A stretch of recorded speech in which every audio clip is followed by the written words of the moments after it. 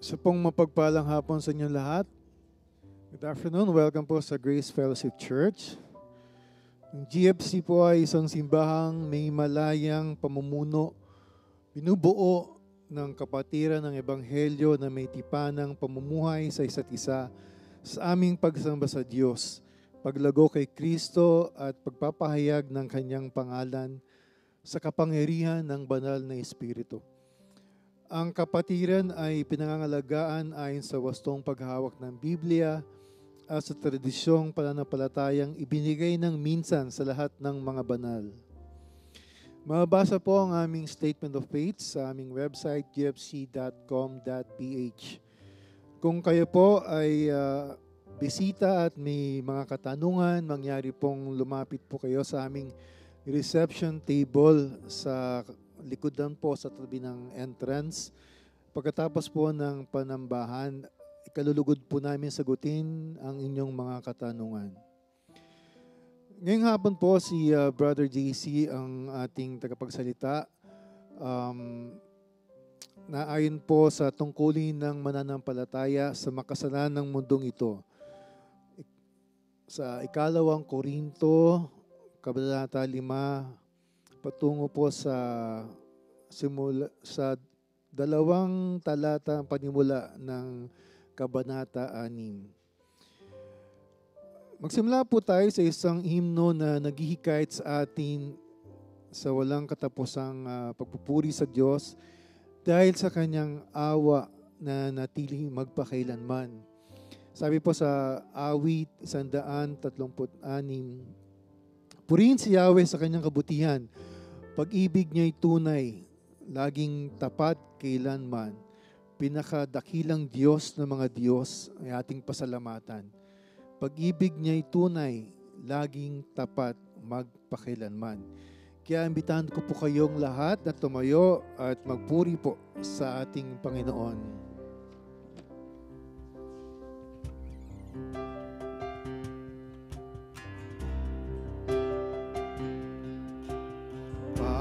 Pupuring walang hanggan, ang sa ating Diyos ay ialay. Kahangang biyaya, aawiting walang sawa.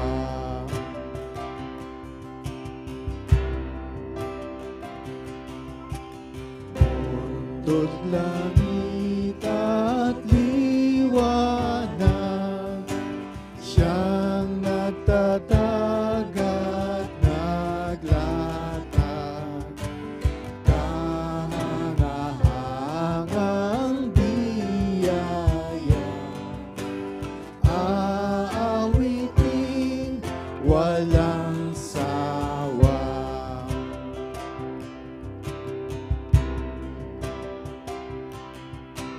Sa umaga'y mayroong araw, liwanag sa gabi ay buwan. Manatili Kanyang awa,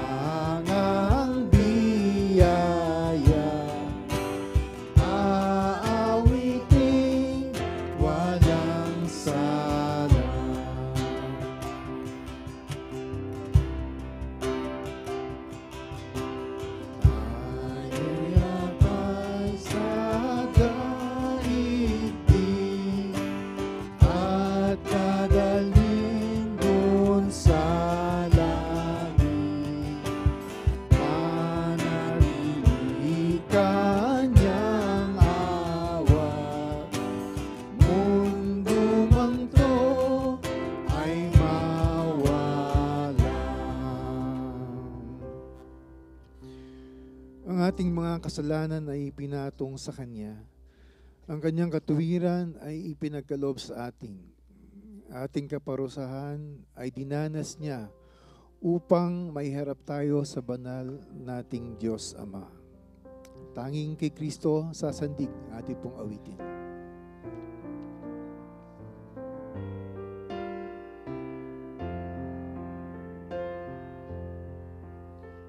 Irelihin ang saligan ng pananalig ko, pananampalataya ko ay tanging kay Kristo.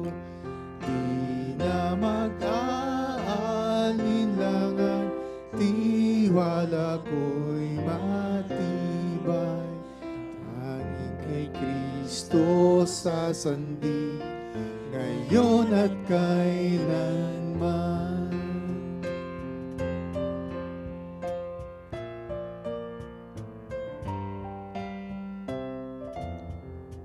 Si Kristo ay nagliligtas, aking nalalaman. Doon sa krus pinawi niya ng kasalanan. Di na mag-aalinlangan, tiwala ko'y matibay. Tanging kay Kristo sasandig, ngayon at kailanman.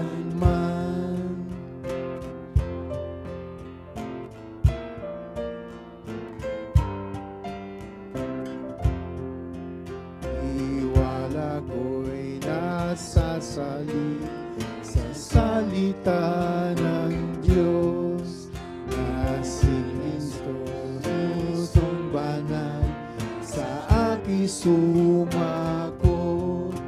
Di na mag-aalinlangan, tiwala ko'y matibay.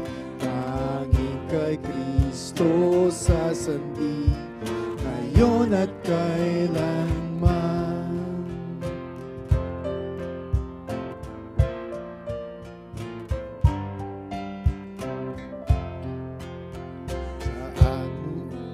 Karamdaman, si Kristo ang lunas, at ang dugo niyang dumana sa salay pagbugas. Di na mag-aalinlangan, tiwala ko'y matibay. Tanging kay Kristong sasandig, ngayon at kailanman. At tinawag tayo ng Diyos na sumamba, mamuhay para sa Kanya, at ibahagi ang Kanyang pagmamahal sa mga nakapaligid sa atin. Puspos ng Kanyang pagnanais at kapangyarihan, makikita natin ang kapangyarihan ng Ebanghelyo na nagpapabago sa buhay ng makasalanan.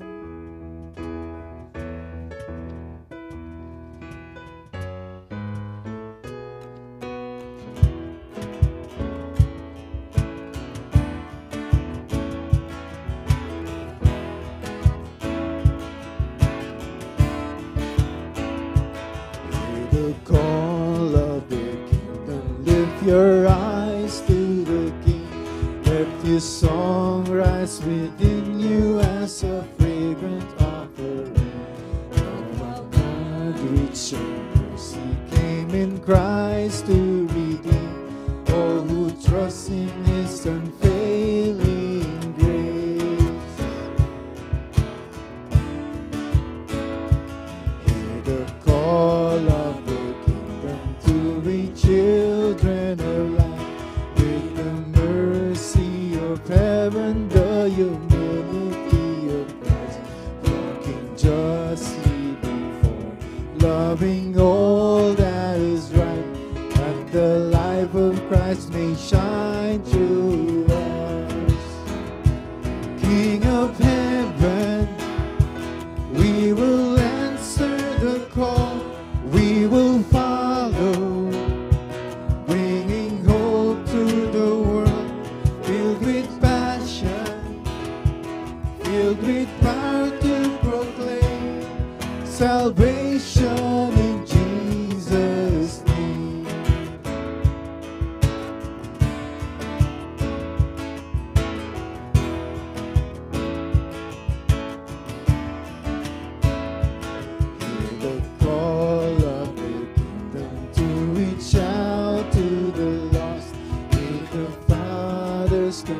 passion and the wonder of the cross, bringing peace and forgiveness and a hope yet to come. Let the nations put their trust in Him. King of heaven, He will answer the call. We will follow, bringing hope to the world, filled with passion, filled with power to proclaim salvation in Jesus' name. King of heaven, King of heaven, He will answer the call. We will follow, bringing hope to the world, filled with passion, filled with power to proclaim salvation in Jesus' name.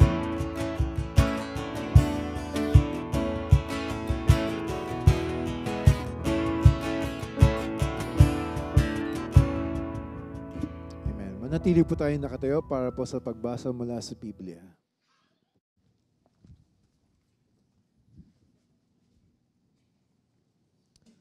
Kawikaan, unang kabanata, talatang 20 hanggang 33.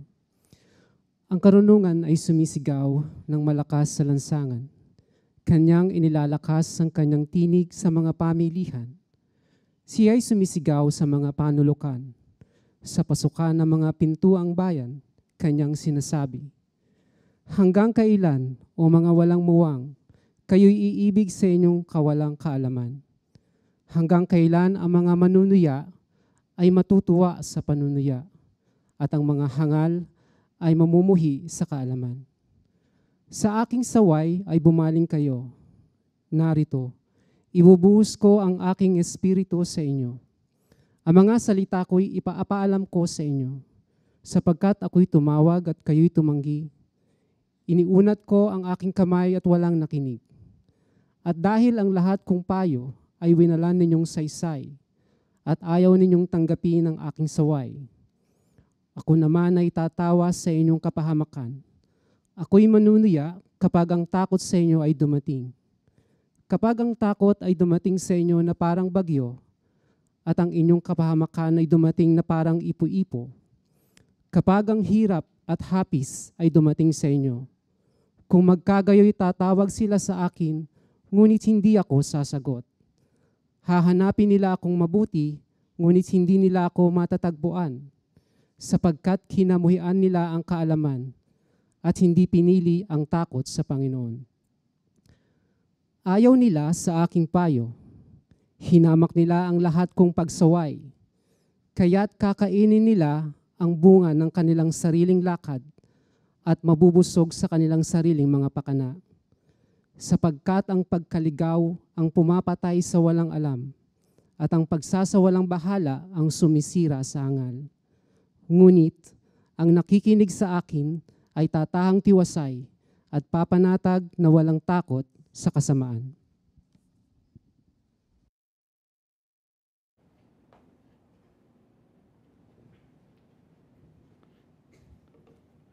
Please be seated.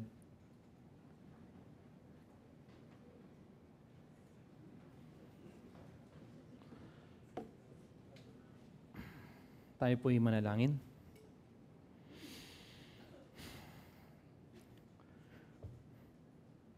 Panginoong Diyos, salamat po sa araw na ito. Salamat po sa service na ito ngayong hapon.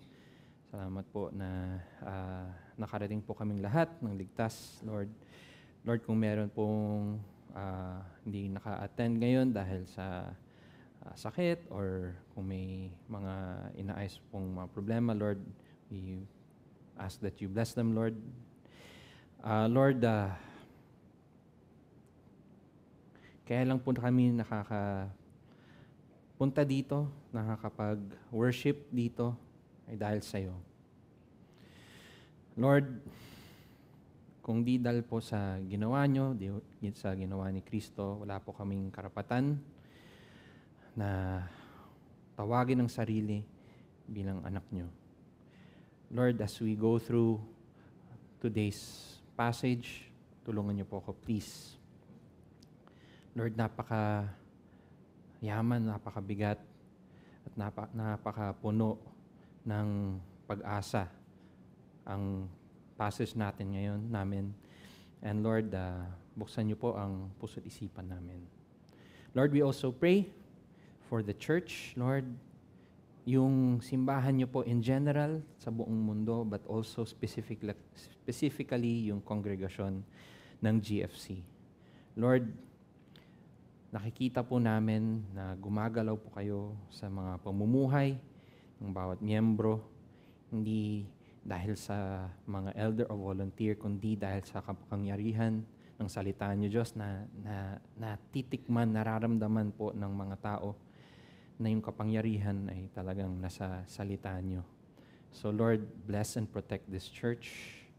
Bless and protect the elders and every member and volunteer na siyempre ayaw ng kaaway na lumago, Lord. So Lord, also we just ask that you prepare us this afternoon at sana mabless po kaming lahat. Patir na rin po ako ulit sa salita niyo ngayon. Sa pangalan ni Jesus. Amen. Okay, bago po tayo magsimula, may I ask again everyone na tayo po ay tumayo kung kaya natin upang basahin ang passage natin ngayong hapon. Ang talata po natin ay 2 Corinthians, pangalawang sulat sa mga taga-Korinto, chapter 5, verse 20, hanggang chapter 6, verse 2. 4 po na verses. Starting po from verse 20. Kaya nga, kami mga sugo ni Kristo, ang Diyos mismo ang nakikiusap sa inyo sa pamamagitan natin. Kami nakikiusap sa inyo alang-alang kay Kristo, makipagkasundo kayo sa Diyos. Hindi nagkasala si Kristo, ngunit alang-alang sa atin, siya'y itinuring na makasalanan upang sa pakikipag-isa natin sa Kanya ay maging matuwid tayo sa harap ng Diyos. Yamang kami magkakasama sa gawain ng Diyos, nakikiusap kami sa inyo na huwag ninyong sayangin ang kagandahang loob na ibinibigay sa inyo ng Diyos. Sapagkat sinasabi niya, sa kaukulang panahon ay pinakinggan kita, sa araw ng pagliligtas, sinaklolohan kita. Ngayon na ang kaukulang panahon, ito na ang araw ng pagliligtas. Amen. Please be seated. Again, magandang hapon po sa ating lahat. English na lang ba? Good afternoon. Bilang pong introduction natin, no, may family friend po kami ng asawa ko. Actually, mas kilala siya ng asawa ko. Parang tito niya. Na ilang taon na pong nakalipas noong siya ay pumanaw dahil sa stomach cancer. Nung una po siyang na-diagnose ng stomach cancer, pinili po niya na tumanggi ng kahit anong treatment dahil ayaw niyang mabuhay ng nakadepende daw sa mga therapy o mga makina sa kanyang mga huling araw. Matagal na nagbakaawa ang mga pamilya at kaibigan niya sa kanya na magbago ng isip. May isang kaibigang doktor na literal na lumuhod sa harap niya para siya ay magpagamot. As in, inoperan pang sponsor. Pero, tinanggihan pa rin niya ito. Noon na lang po, nung lumala na lang ang kanyang kondisyon, ay nagbago ang isip niya. Ngunit sa puntong yon ay huli na po ang lahat. Ngayon, ang kwento niya po ay hindi po nauwi sa trahedya, sapagkat isa siya sa mga pinakataos-puso, mapagmahal at masakripisyong mananampalataya na nakilala ko. Kaya ko lang po ibinahagi ang kanyang kwento ay dahil pag pinag-usapan po kasi natin ang pakikiusap sa iba na binanggit sa ating talata o pagmamakaawa sa ibang translation, na tanggapin si Kristo, ito po ay may dulot ng parehong klaseng bigat sa takot na mawalan ng minamahal. Ngayong hapon po ay nagsisimula po tayo kung saan tayo huling iniwan ni Pastor Pedro nung nakarang linggo.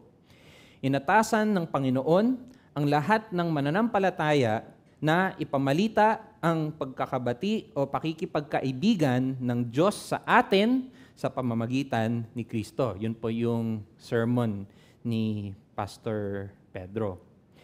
Dulot ng ministeryo na ito ang isang bagong tungkulin po sa ating mananampalataya. At ano yun? Yun po ay ang pagiging isang ambassador. Ambahador o kinatawan ni Kristo.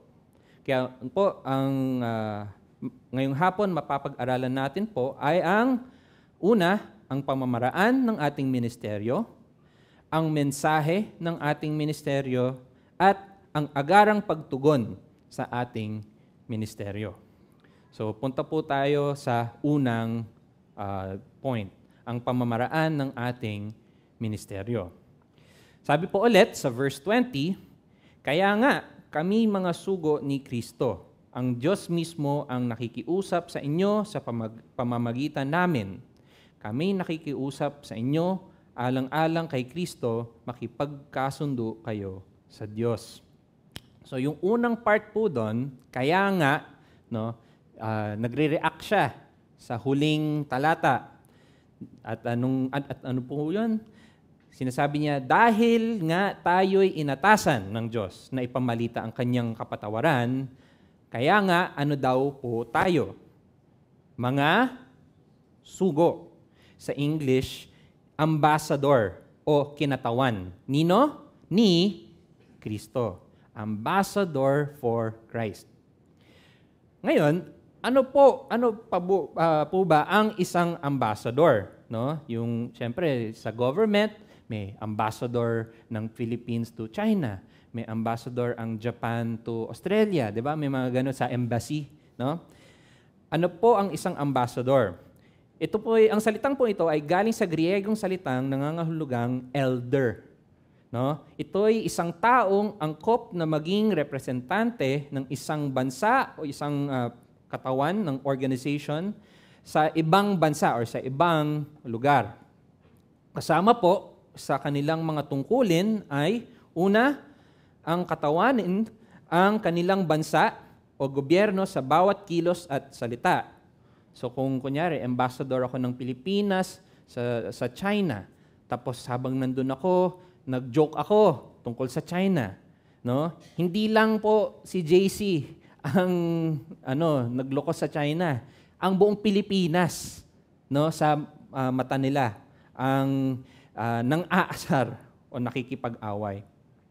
Pangalawa, ang isa pang tungkulin ng ambassador ay ang diplomatikong pakikipag-usap sa mga salungatan at pagpapalakas ng ugnayan ng dalawang bansa. No? Resolve the conflicts and strengthen the relationship. No? Siguro may mga activities, educational sponsors, ganun. May mga ganun programa, mga gobyerno. Pangatlo, ang ambassador ay nagpoprotekta ng sariling mamamayan sa ibang bansa. No? So, kung nasa Saudi ang mga Pinoy, ang ambassador, yung mga tao sa embassy, no, they take care of our citizens sa Saudi Arabia. At pang-apat, ang ambassador ay ang tungkulin ng ambassador ay ang pagsusulong ng mga layunin at interes ng sariling bansa. No, mga programa ulit, mga economic program, tourism program, ganun. So, ano po ang nais sabihin sa atin ni Pablo dito? Kung yun po yung konsepto ng ambassador, ano ang pinaparating niya ni Pablo? No?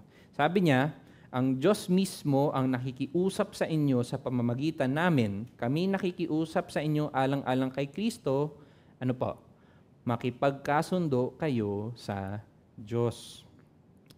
Ano po ang makikita po natin dito?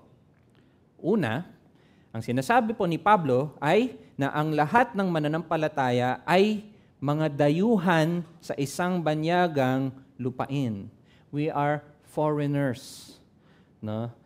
Sabi po sa 1 Peter chapter 2 verse 11 na tayo ay mga dayuhan at pansamantalang naninirahan lamang sa daigdig na ito.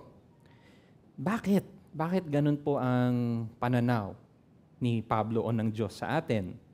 Ito po ay dahil kung ikaw po, no, sinasabi mo, Kristiyano ka, no? For example, kung ikaw po ay nakiisa sa kamatayan ni Kristo, nakiisa ka din sa kanyang muling pagkabuhay. Kaya't hindi ka na bahagi ng mga espiritual na patay. You're no longer a part of them. At ang pagbabagong ito ay nangangahulugang ng kaagarang pagiging kinatawan ng Panginoon. You immediately become a representative of Christ. Immediately. Mapabanal o makasalanan man ang pamumuhay natin, ito po ay makakaapekto sa paningin ng iba sa Diyos. Ganun pala, Christian. Christian nga yan. Ganyan yan. Christian ka pala. Yun po ang una. We are foreigners in a strange land. Pangalawa, itinuturo po sa bahagi na ito na tuwing ibabahagi naman natin ang ebanghelyo sa iba, when we share the gospel, pag nagbigay tayo ng katuraan, or principle, or verse, no? Actually, ang Panginoon mismo ang nakikipag-usap sa taong yon, no? So, siguro, ako yung nagsasalita sa kanya, pero the one who is touching his heart or conflicting na, naniniwala ba ako dito? It's the Lord. It's not us. The power is not with us. Ang kapangyarihan na baguhin ang puso ng tao ay nasa salita ng Diyos mismo. Hindi po galing sa atin na hindi sa galing natin sa pagkukumbinsi sa kanila. Sabi po sa Roma 1:16 na hindi ko ikinahihiya ang magandang balita sapagkat ito ang kapangyarihan ng Diyos para sa kaligtasan ng bawat sumasampalataya. Unay sa mga Hudyo at gayon din sa mga Griego. No? It's in the passage. It's in the Bible. Tayo po bilang nag-eebanghelyo, tayo po ay mga waiter lamang, no? Na nagnanais iparating ang hinihain ng chef ng tama, klaro at may pagmamalasakit. I just don't want to ruin the truth. That's my job. Ayokong sirain yung luto niya. Hindi ko irereto yung, kulang ng asin, kulang ng paminta. That's not our job. The power is in the Word. Number 3, ang sinasabi din ni Apostol Pablo sa bahaging ito ay na ang pakiusap natin, no? Ang pinakikiusapan natin sa lahat ng tao ay na tumugon at tanggapin nila ang alok ng pakikipagkasundo sa Panginoon.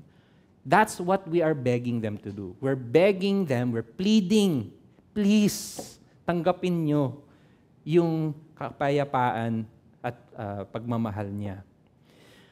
Ang lahat ng tao ay nagsisimula kasi sa posisyon ng pagiging kaaway ng Diyos. We are not born saved. Bakit? Dahil ba may grudge ang Diyos sa akin? No. Ito po ay dahil sumasalungat sa kabanalan ng Diyos ang pagiging makasalanan natin. No? Ngunit ang Diyos pa rin ang gumawa ng paraan upang mapatawad tayo at ang Diyos pa rin ang gumagawa ng oportunidad na marinig natin ang Ebanghelyo. He's the one still arranging na makipagkaibigan sa atin. Kaya ang pakikipagbati sa Diyos ay hindi ibig sabihin po na itatama natin ang mga pagkukulang natin. 'Di ba? Sabi, normally pag may atraso ka sa kakilala mo, no, kung paano ka makipagbati is ikaw ang ikaw ang babawi. Tara, libre kita. Or sorry yung kahit sorry man lang. No, we are the one reconciling with them. Hindi po ganun sa Diyos dahil ang lahat ng mabubuting gawain natin ay never magiging sapat sa ganap na kabanalan na ni-require ng Lord sa atin. Never. Kundi ang ibig sabihin ng pakikipagbati sa Diyos ay na tanggapin natin ang pakikipagbati niya sa atin. Naintindihan po natin? Accept the reconciliation. We are not reconciling to God, we are accepting His reconciliation. Dahil ang kaligtasan ay sa pamamaraan ng pananampalataya, at ang pananampalataya ay hindi po passive, no?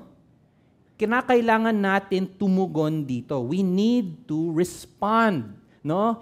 Ang faith, no, hindi po parang nabuhusan tayo ng mga salita ng katotohanan at bigla na lang nagkaroon tayo ng faith. Hindi siya passive na parang narinig mo lang, may pananampalataya ka na. You must accept it. The Lord is sovereign, but man still has the responsibility. Mananagot pa rin tayo pag hindi tayo nag-respond dito. No?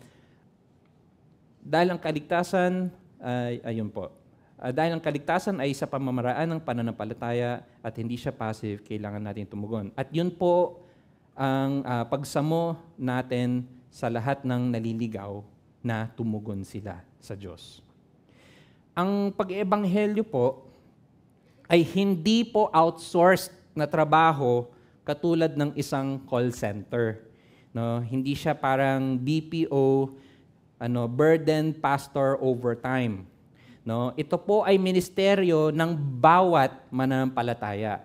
Hindi po, sige pumunta ka doon, so you hear the gospel. Sige pumunta ka diyan. Yes, the church will share the gospel, but evangelism is everyone's job. It's not designated sa pastor lang.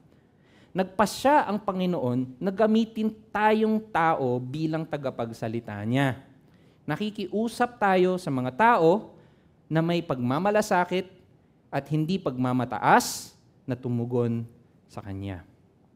At yun po yung pamamaraan ng ating ministeryo.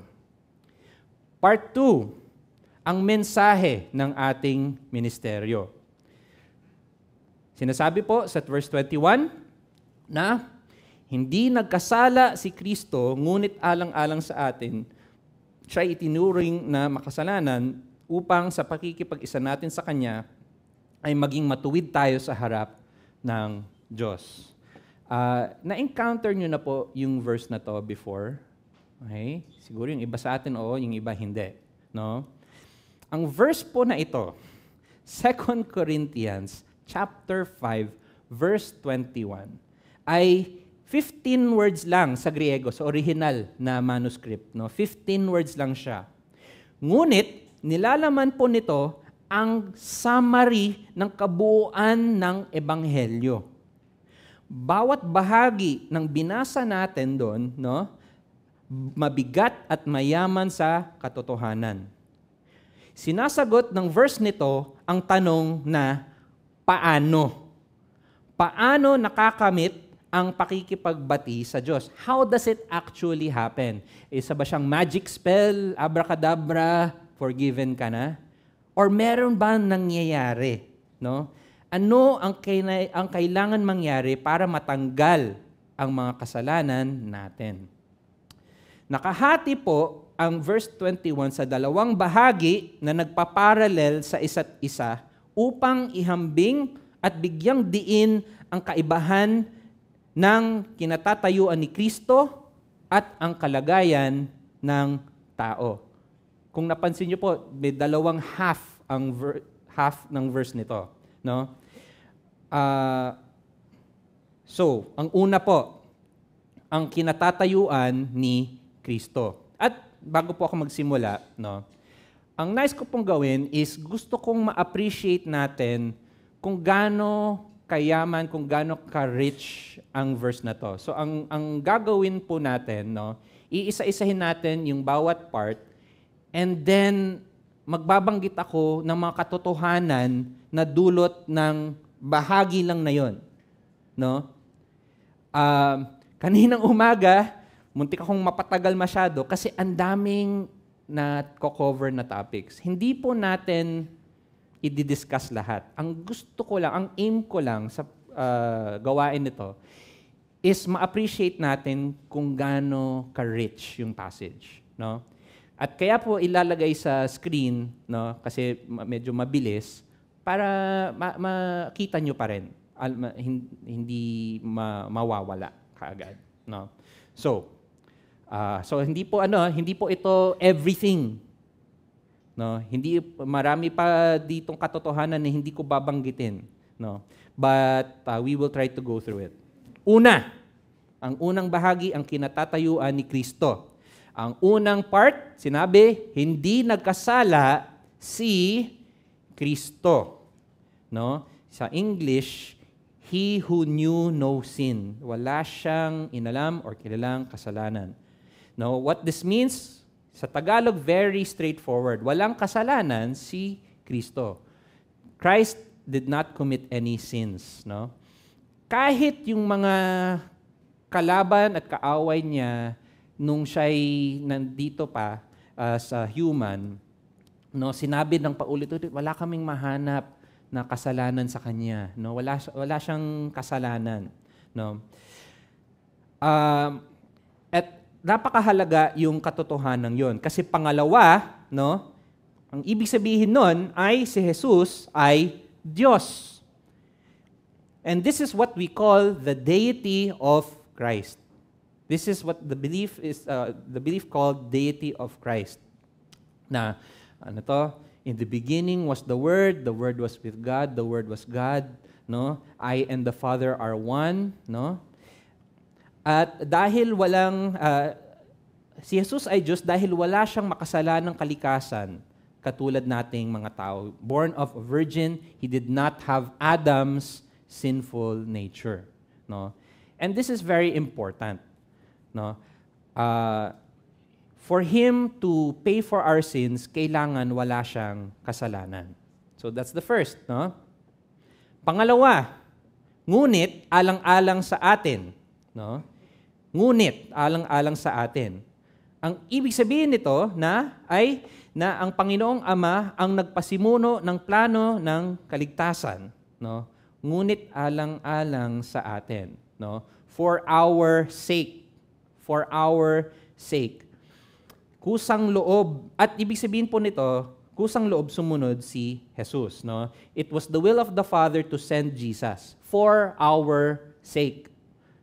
And si Jesus naman, baka isipin natin, ay pinilit ng Ama ang anak na mamatay, no? Baka pinilit lang.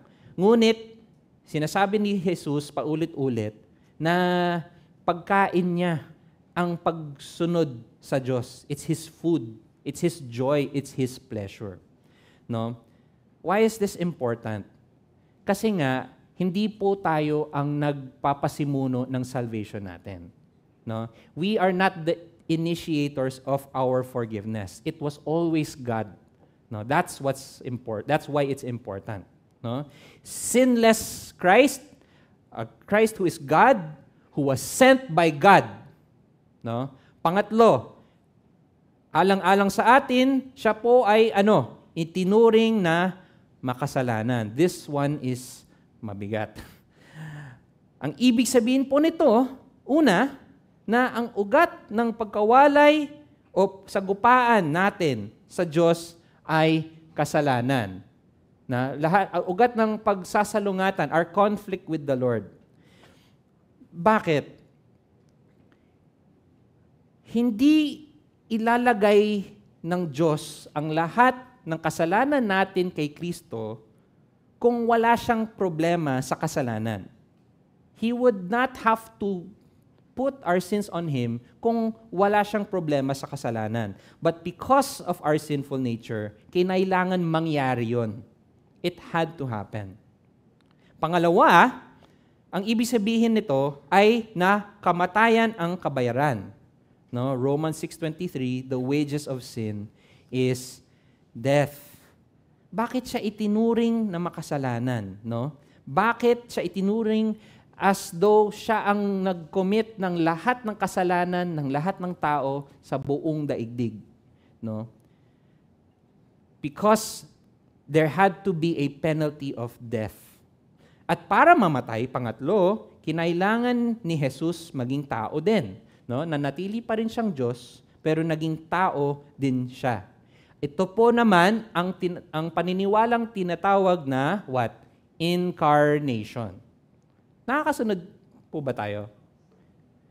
I'm showing us lahat or ilan lang sa mga implikasyon ng bawat bahagi ng verse nito. All the truths that are inside. At yung sinasabi po dito na bakit siya naging tao? Bakit hindi na lang kumaway ang Panginoon, sinabi, pinapatawaran na kita. No, because Jesus had to die. And to die, He had to become human. Pang-apat, no, ang pagtuturing niya kay Jesus na makasalanan, ang ibig sabihin nito ay na inilagay ni Jesus ang lahat ng kasalanan natin sa kanyang sarili. That's what it means. At ito naman po, ang katotohanang itinatawag na imputation. Ang liit ng font, no? Pero kasi gusto ko makita natin. Oh, send mo na lang yung PowerPoint, Ernst. Yung screenshot na lang. No? This is called imputation. He put, hindi po yun yung ibig sabihin nun. In-impute niya sa atin, pinatong, sinuot niya, nilagay niya lahat ng kasalanan natin sa Kanya. Lahat. Yan ang ibig sabihin ng itinuring na makasalanan. At huli, si Jesus ang nagbayad ng parusa kapalit natin. This phrase means that Jesus took the punishment in our place instead of us. No? And this is what we call substitution.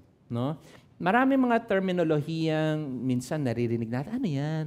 Ang complicated naman. No, it's very simple. Pero kasi bawat isa may specific na katotohanan na pinag-uusapan. But it's not complicated. No? So, yan.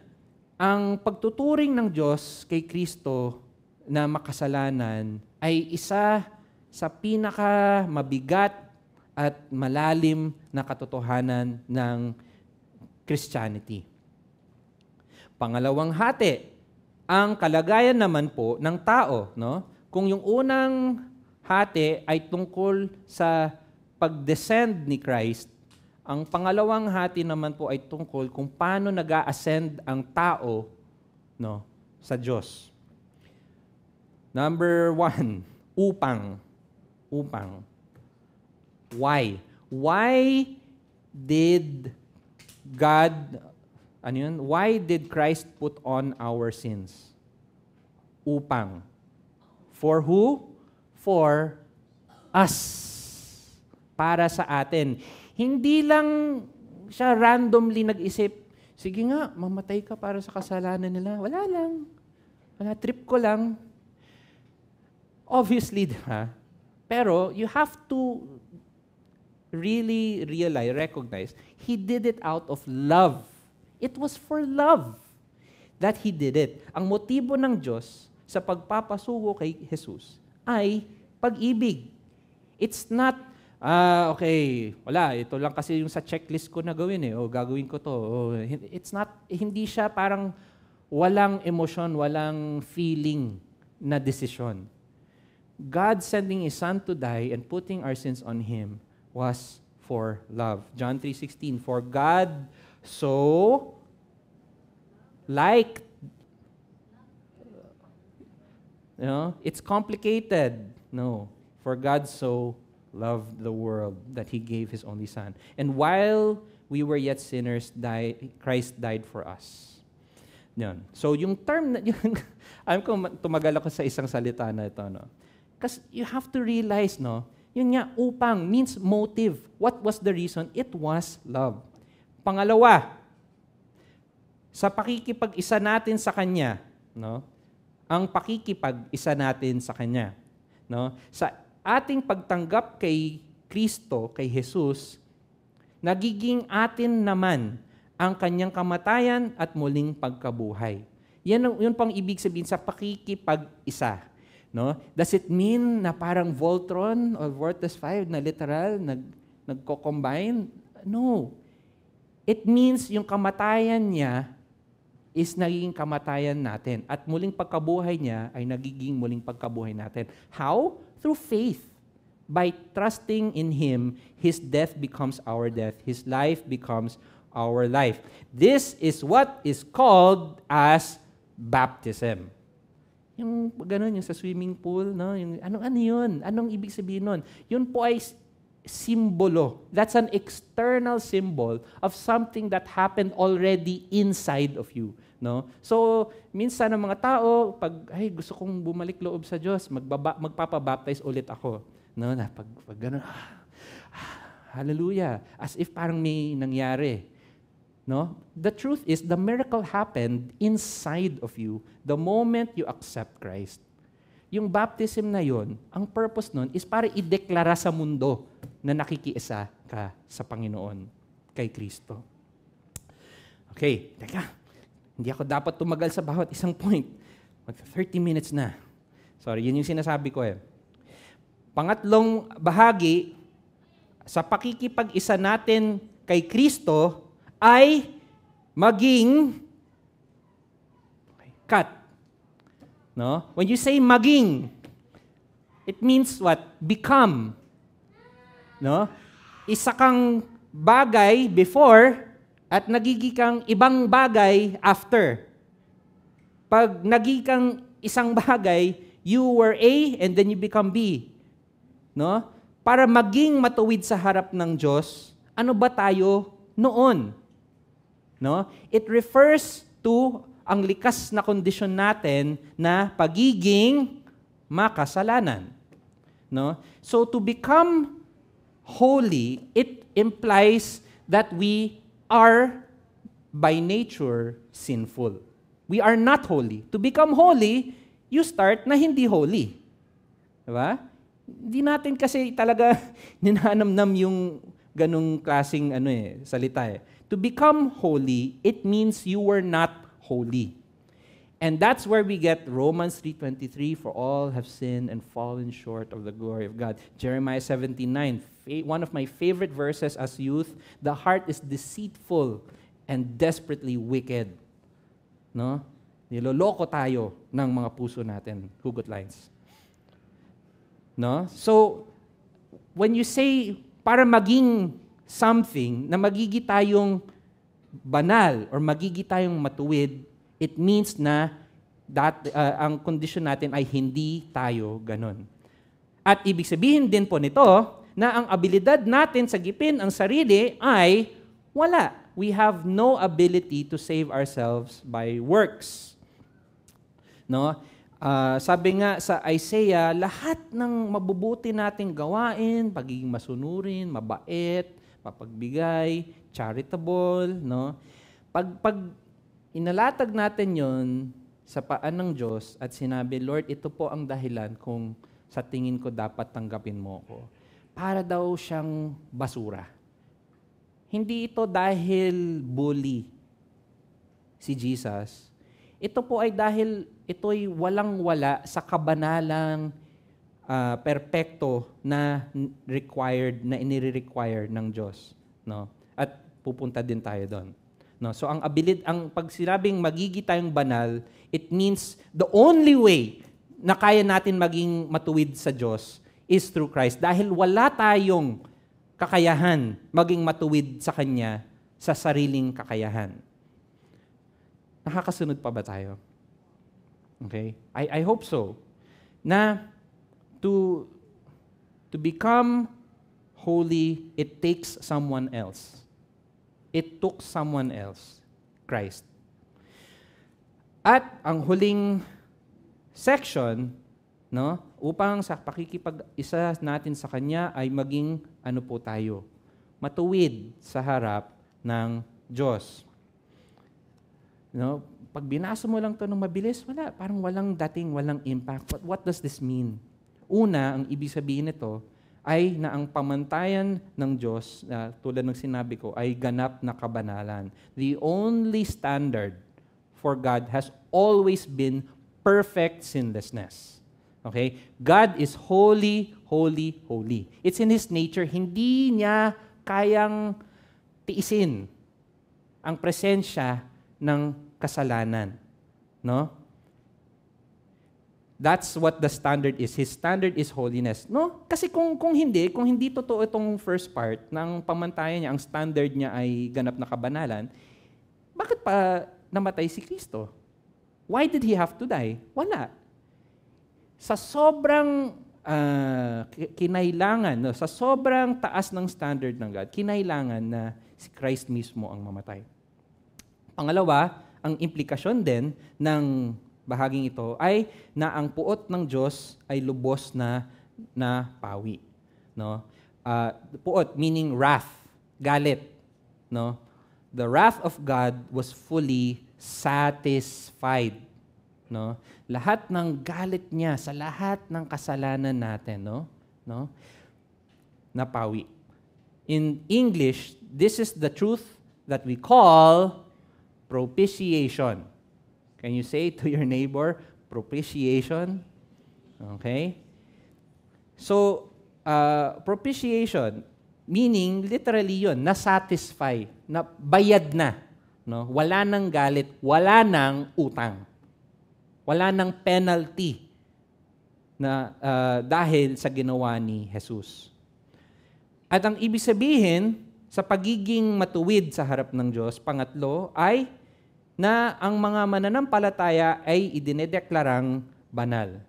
Believers, because of Christ's death, believers are officially declared holy. Officially, no? Ang term nito ay justification, no? What does justification mean? 'Yon. Na idinedeklarang banal ang bawat mananampalataya. No? Napansin nyo, hindi ko binabasa yung mga verse kasi sobra po tayong tatagal. No? Gusto ko lang ipakita na yung mga katotohanan na ito ay actually nag-e-echo din throughout the Bible. No? Hindi lang siya dito. These truths are all over the Bible.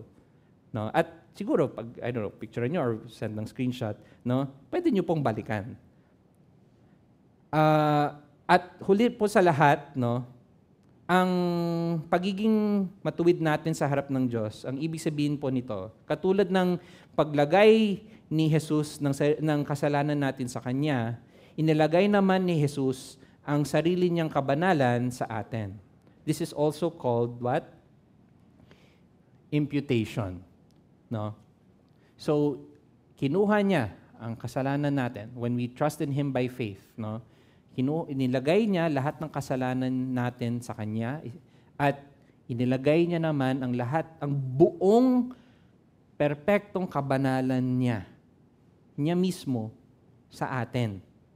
Buo, full perfection. No? Inilagay ni Kristo ang kasalanan natin sa Kanyang sarili at inilagay ang sarili niyang katuwiran at kabanalan sa atin upang tanggapin tayo ng Diyos Ama. Yan yung sinasabi ng buong verse na to. At para pag tinignan tayo ng Diyos Ama, ang makikita ng Panginoon ang ganap niyang sariling kabanalan. Na-imagine niyo po yun? Because of Christ, when God looks at us, He sees His own holiness. Kasing perfect niya. Di ba? Tayong mga Pinoy, di ba? Pag binless or pag nagbibigyan tayo, ay, okay lang, konti lang. No? Sige tita, isang serving lang. Hindi, kainin mo lahat yan. You receive the full holiness of God.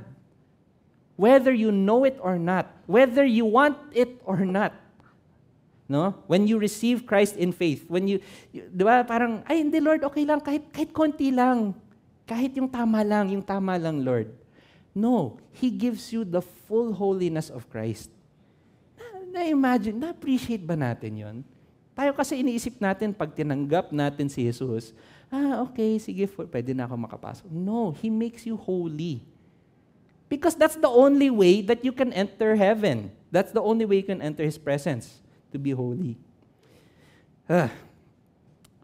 Parang sinuot ng Panginoong Hesus ang damit nating puno ng dugo at ipinasuot naman sa ating ang kanyang maharlikang mga balabal. That's how it feels. He put His robes on us and wore our bloody clothes. Buhay pa ba tayo? Okay. Ngunit, bakit pa niya kinailangang mamatay? Bakit hindi na lang tayo idineklarang ligtas ng Panginoon? Ito po ay dahil sa kanyang pagiging matuwid at puspos ng integridad. Hindi niya mahahayaan na hindi maparusahan ang kasalanan kahit na siya mismo ang kailangang magbayad.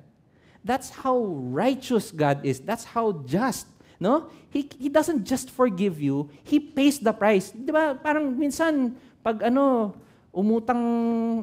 nakiutang ka, sasabihin ng kaibigan, sige, okay na yan. Nagpaparamdam, sige na. Di ba? Ganun pa tayo. No. The Lord paid the debt Himself. Hindi pwedeng hindi mabayaran. That's how righteous the Lord is. No sin goes unpunished, even if I'm the one who pays for it. A righteous God. Kaya't ang kamatayan ni Jesus ay hindi lang gawain ng pag-ibig, kundi gawain ng hustisya. Hindi lang pagmamalasakit, kundi katwiran. Ang kamatayan niya ay demonstrasyon na siya nga ay makatarungan. The Lord is a Lord of love and grace. Yes, we celebrate the love of God all the time, the grace, the mercy of God. But He's equally worthy of worship for His righteousness. He's equally worthy of our admiration. Lord, ang galing mo, napakatuwid mo, napaka-righteous mo. No? We don't just worship God for the love. Yes, absolutely love, but also for His righteousness. Hindi po nabaliwala ang hustisya. Ito ay lubos na napawi. At panghuli, part 3, ang agarang pagtugon sa ating ministeryo. So yun po yung mensahe, yung laman, yung content. No? Pag nakiusap po tayo sa mundo, sa mga kaibigan natin, hindi lang yung parang nagmamakaawa para sa wala. No? Dapat may katotohanan. Yung mensahe po natin ay nakabase sa katotohanan.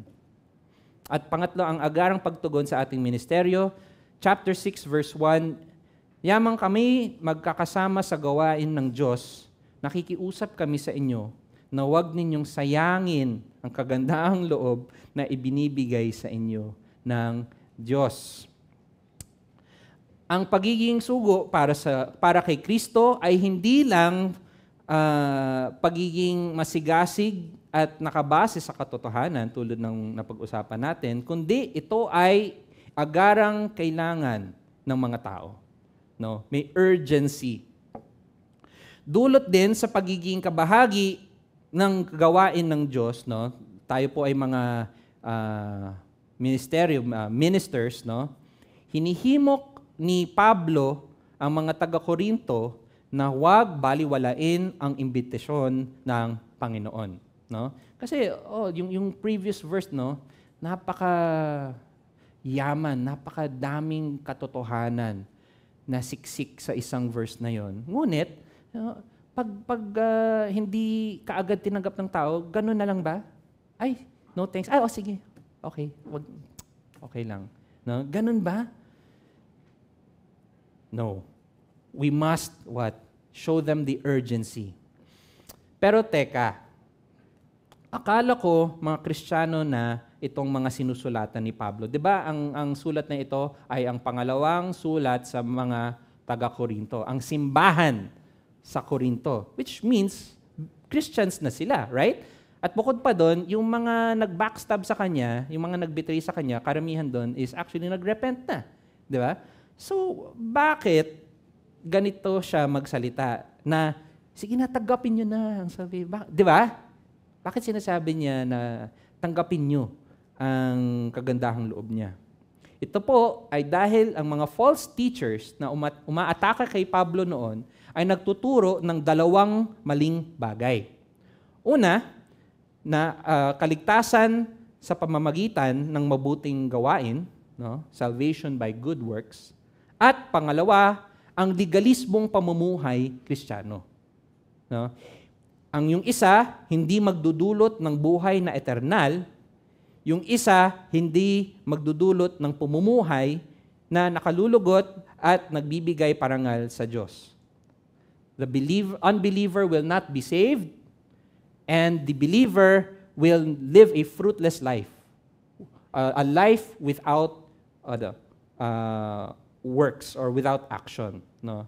Yun po yung tinuturo ng mga false teachers noon. Kaya po ganito siya magsalita na huwag niyong sayangin. Kasi mapa-believer ka man or unbeliever, posibleng masayang yung salita ng Diyos. Tayo naman po, sang-ayon man tayo sa Ebanghelyo, no? Nandito po tayo ngayon, no? Inaako mo ba ang responsibilidad mo dito? No? Maraming tao naririnig ang gospel, ang katotohanan, at na-appreciate pa nila. Okay. Parang, oo nga, parang tama yun. Parang, wow, nagme-make sense siya. Galing. Pero hanggang dun lamang, appreciation lang. No? Kailangan akuin ang responsibilidad natin. O sinasayang ba natin ang pakikiusap sa atin ng Diyos? Pinapalitan ba natin ang paloob na pagsusuko ng sarili para sa panlabas na pagiging bait at masunurin? Naintindihan nyo? Do we replace internal obedience with external compliance? External behavior. Basta mabait ako. Basta attend ako dito. Basta hindi ako magmura or magganto, magganyan. No? Compliance, no? Baka niloloko natin sarili natin na yun ang ibig sabihin ng internal obedience. No? Yan ang ibig sabihin ng pagsasayang. Sinasabi po sa James chapter 2 verse 17 na faith without works is ano po? Faith without works is fine. Faith without works is sleeping. Faith without works is on vacation lang, out of office. No. Faith without works is dead. It's non-existent. Belief bears fruit. Belief always bears fruit. Ang tunay na pananampalataya ay palaging namumunga. Hindi man enggrande, hindi man perpekto, ngunit di kailanman maaaring wala.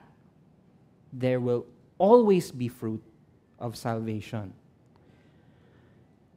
At sa pagpapatuloy ni Pablo, sinasabi niya naman po sa verse 2, sapagkat sinasabi niya, sa kaukulang panahon ay pinakinggan kita, at sa araw ng pagliligtas, sinaklolohan kita. No?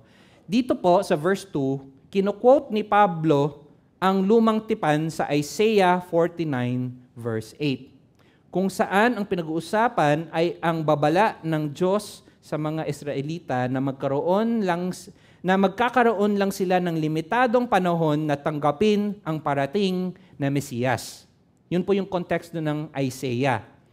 At ginagamit ito ni Pablo para maintindihan din natin ngayon ang limitadong oras na binigay naman sa atin upang tanggapin ang kapayapaan na galing lamang sa Kanya.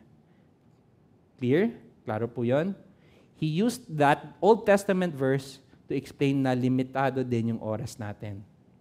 Kaya't sinabi niya, ngayon na ang kaukulang panahon.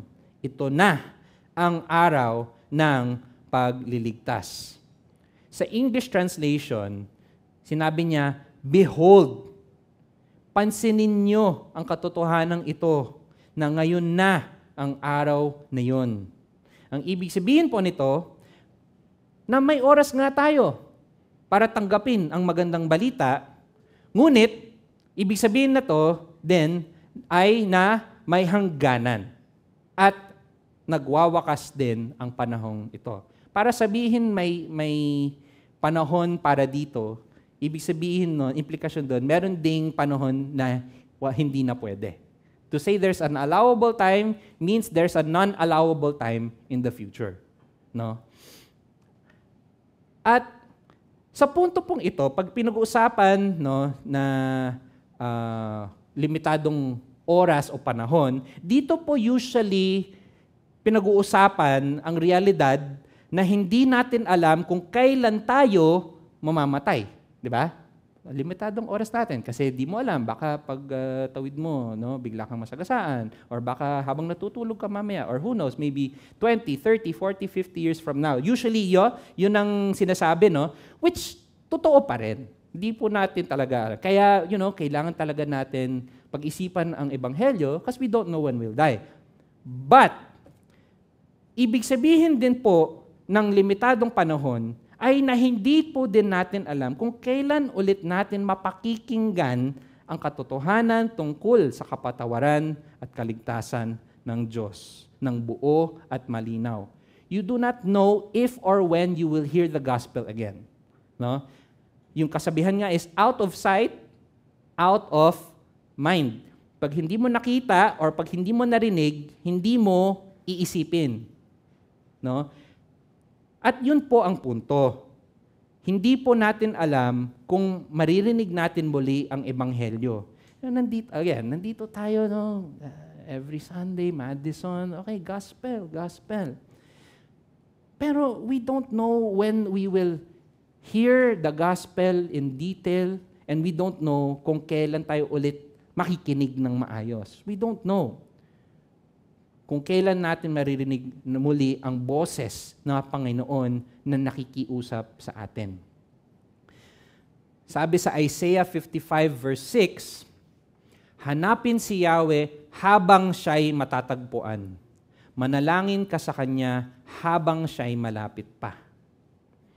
Hindi lang po oras ang may hangganan, kundi po ang pagbabala. Kung mananampalataya ka man dito ngayon na sinasayang ang buhay na ito, o kaya taong wala pang relasyon kay Kristo, habang sariwa pa ang mga katotohanan na ito ang oras na nakikiusap sa iyo ang Panginoon. Ito po ang oras na inaanyayahan ka niya. At ito po ang oras na inaalok ka niya ng kapatawaran at pagkakasundo sa Kanya. Okay? Oo. Anong oras ba? 2:41 p.m. Sunday. No? Yes. But right now, God is speaking to you. When will He speak to you again? We don't know. At ano naman ang kailangan natin gawin? Ano po ang ibig sabihin na tumugon sa Kanya? What does it mean to accept this reconciliation? Na anong ibig sabihin ng tunay na pagsisisi? Ang tunay na pagtugon sa Panginoon ay ang pag-aako ng responsibilidad para sa ating kasalanan, no? Pag-aako ng responsibilidad, no? Hindi ito lamang pag-acknowledge, no? Parang sa fast food, cheeseburger, acknowledge. No? Hindi. Kasalanan, acknowledge. Parang, alam ko, nandyan yan. Yan yung ibig sabihin ng acknowledge. Ang ibig sabihin ng pag-aako is may personal kang atraso sa Kanya. Hindi lang nandyan yan. Pag-aako ng atraso natin sa Panginoon. Ang pag-aako na Siya ang nilabag natin. Ang pagsisisi ay pagbabago ng puso. Ngunit ito din po ay pagbabago ng pag-iisip. Repentance is not just emotional, it is mental. Bagong pananaw. Pananaw sa kasalanan, pananaw sa Diyos, at pananaw sa ating sarili. Hindi na lang konsepto ang kasalanan. Nandyan yan somewhere. Okay, kasalanan somewhere. Kundi personal na responsibilidad at labag sa Diyos. Have we taken responsibility for our sin? We hear it every Sunday. We hear it all the time. Oh, makasalanan tayo, makasalanan tayo. Oo, sawang-sawa na ako dyan. No? But have you ever taken responsibility? Have you taken ownership na ikaw nga ay makasalanan? Common po sa mga young men and young women na hindi pa seryosohin ang espiritual na buhay nila. Marami pa akong oras mag-relax. Pero kung ikaw ay may buhay na espiritual dahil kay Kristo ngayon, if you call yourself a Christian now, isa kang sugo niya ngayon.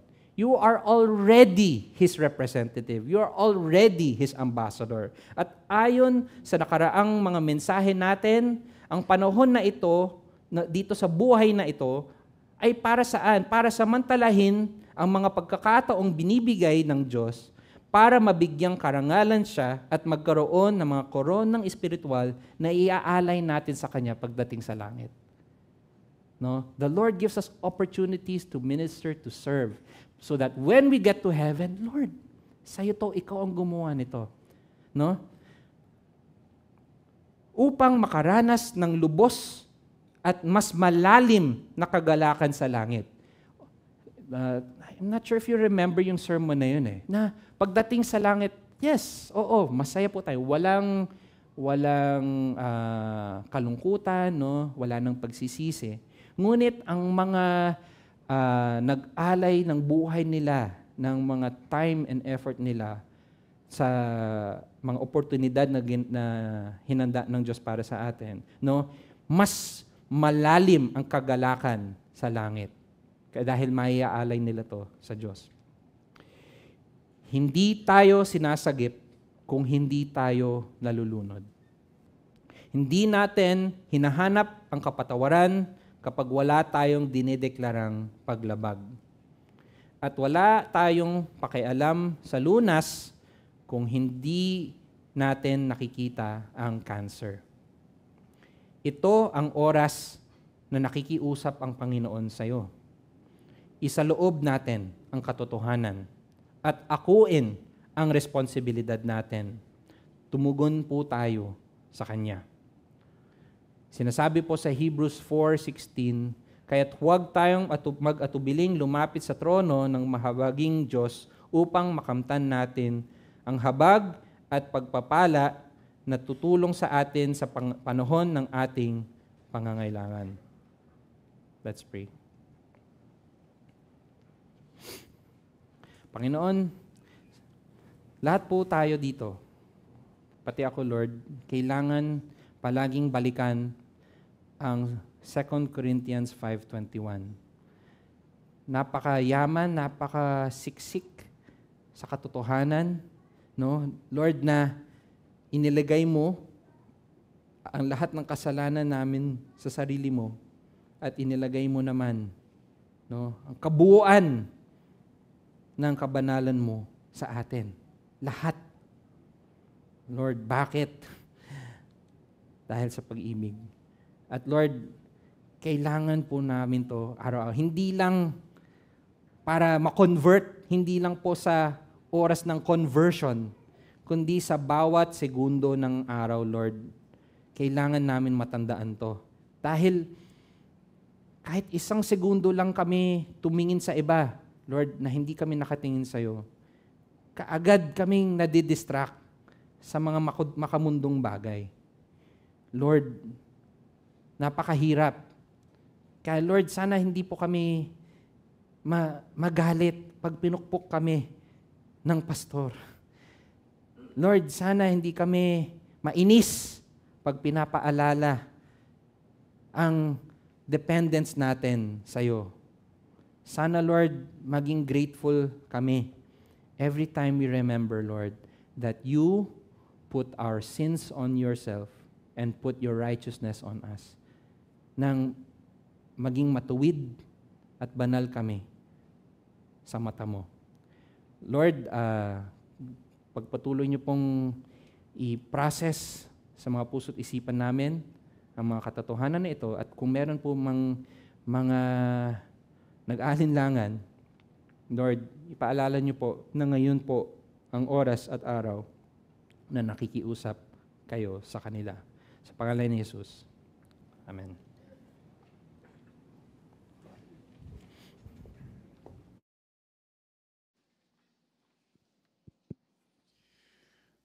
Ang Panginoon ay may araw ng kaligtasan na hindi magtatagal, magpakailanman.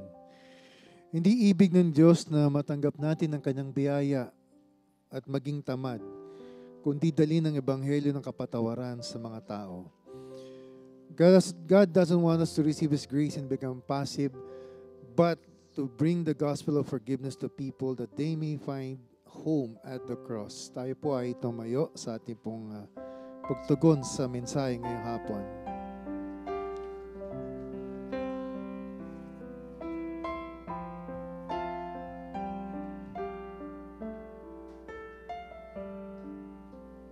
Come, lonely heart, to the outsider's friend, to Jesus who seeks out the lost. Your cruel seclusion has come to an end. Find welcome, find home at the cross. No soul is too small for His mercy. No sin is too great for His grace. Come, lonely heart, to the outside this friend, find welcome, find home at the cross.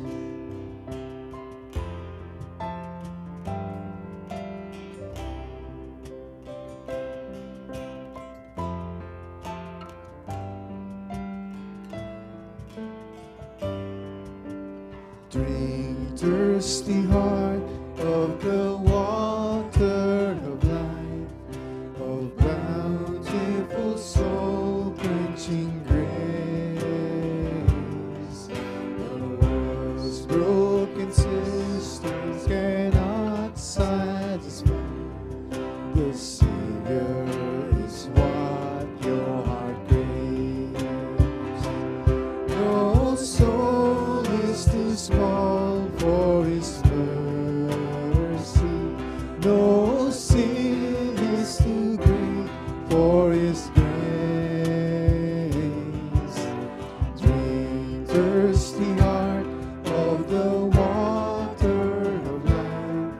The Savior is what your heart craves.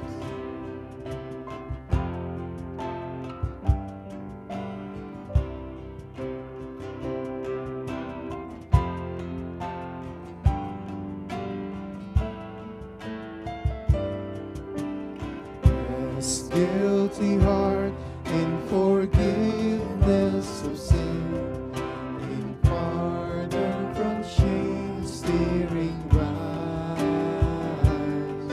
Though Satan and sinners and conscience condemn, your soul may be spotless as Christ. No soul is too small for His mercy. No sin is too great for His grace. Rest, guilty heart, in forgiveness of sin. Your soul may be spotless as Christ.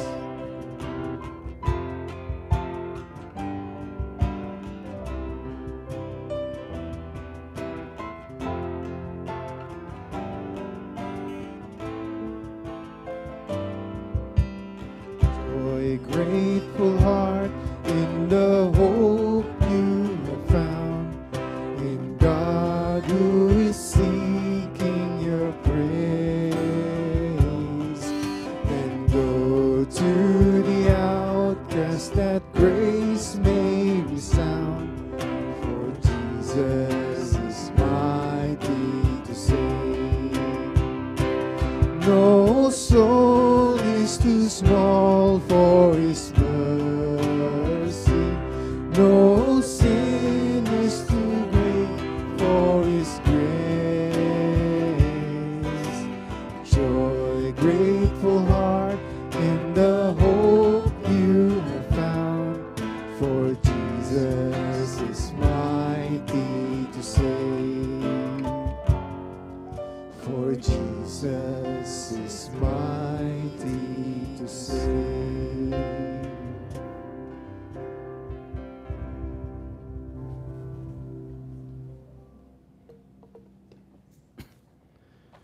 Konting announcements lang po bago tayo magwakas.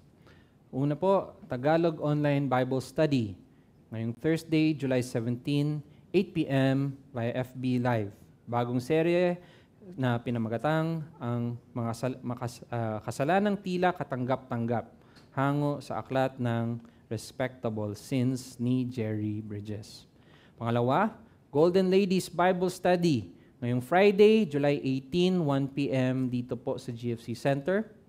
Pangatlo, Women of Grace. Ngayong Sabado, July 19, 9 a.m.